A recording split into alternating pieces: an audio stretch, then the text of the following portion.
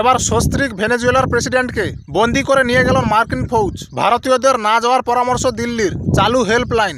ভেনেজুয়েলায় ঢুকে শুক্রবার মাঝরাতে প্রেসিডেন্ট নিকোলাস মাদুরোকে সস্ত্রীক বন্দি করে দেশ ছাড়া করল মার্কিন সেনা। শনিবার সে কথা ঘোষণা করলেন মার্কিন প্রেসিডেন্ট ডোনাল্ড ট্রাম্প স্বয়ং। এদিন সকালে ট্রাম্প জানিয়েছেন ভেনেজুয়েলা ও সে দেশের প্রেসিডেন্ট নিকোলাস মাদুরোর বিরুদ্ধে বিশাল আকারের সফল অভিযান চালিয়েছে আমেরিকা। সস্ত্রীক মাদুরোকে বন্দি করা হয়েছে, তারা দেশ ছেড়েছেন। এ নিয়ে সবিস্তারে পরে জানানো হবে।